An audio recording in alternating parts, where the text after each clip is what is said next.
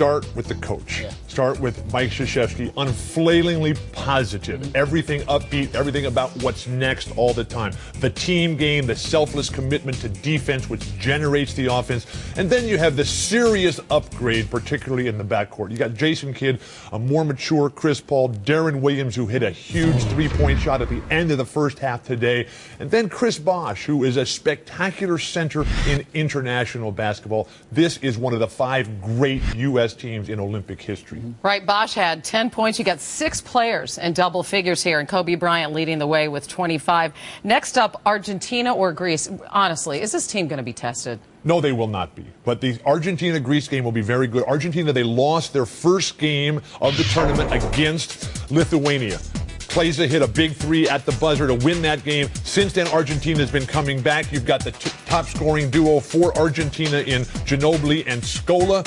And that game this afternoon will be decided in the point guard position. Spinolas for Greece, and nobody really playing a lot of great point guard play for Argentina right now. Manu has been having to handle the ball a lot. He appears to be very healthy. He has the second highest individual score. Scola has 37 in one game. Manu has 32 in one game.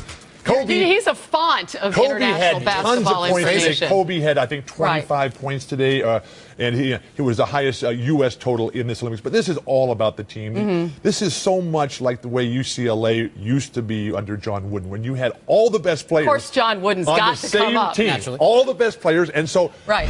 You don't ever look at the score. You just look at the time of the game, and you play every possession to win, and that comes back to Krzyzewski and Colangelo. It has just been absolutely spectacular basketball. And the players themselves, and they really seem to have embraced this whole Olympic experience. They've been everywhere, some of them to the Great Wall and watching Michael Phelps and really sort of enjoying and soaking this all in, and meanwhile just intimidating the heck out of the rest of the world on the basketball court. Hannah, they're having fun. The games are not that long. It's a 40-minute game. There's not the extended commercials, not the extended halftime. It's really something they're enjoying immensely. They are having a wonderful time passing that ball around. They're getting up and down the court in the transition game. If anybody is going to be able to have a chance to play against them, they're going to have great point guard play, a passing center who can handle the ball at the high post area, and then you have to knock down the three-point shots. That's why Greece, while they're not a completely athletic team, Greece has the most ability, I believe, to upset the United States. But it's not going to happen, though. Realistically, this should be a blowout of epic proportions. We're seeing contributions from guys like Kobe Bryant and LeBron James that shouldn't surprise on the inside from Dwight Howard and Chris Bosh. But the X factor, perhaps,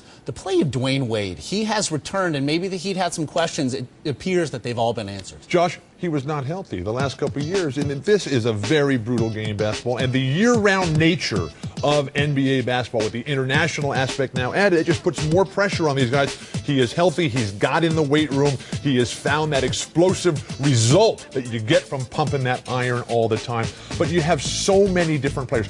Who is the opposition going to guard? I mean, okay, you got to guard Kobe, you got to guard LeBron, you got to guard, Jason Kidd. He's only taken 3 shots in the entire tournament and made all of them. But on the other hand, the U.S. guarding everybody, again, that was another question. Would they embrace this defensive concept that Coach K wanted to implement? And it appears they have. They did from the start, really. Comes back, Hannah, to the coach Krzyzewski and that definite impact on we have to make the offense be a result of the defense. That starts with Jason Kidd. Kobe Bryant's been playing outstanding defense. Dwayne Wade. And then you have the shot blockers in the back line.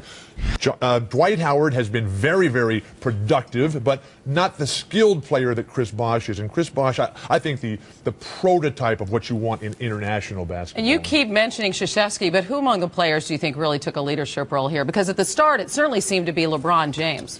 It is LeBron verbally, but unless you have the guards playing defense on the perimeter and denying penetration. Look at the guards that the United States has had in the last couple of international. In Athens, they had Marbury and Iverson. They're not going to play any defense. In Japan, you had Joe Johnson and Kirk Heinrich. And now you've got Jason Kidd and Kobe Bryant, who love to get out there, pressure the defense. They don't have the offensive responsibilities that they normally have in an NBA game. And now everybody else just feeds off that enthusiasm, and they come out and they just hammer down.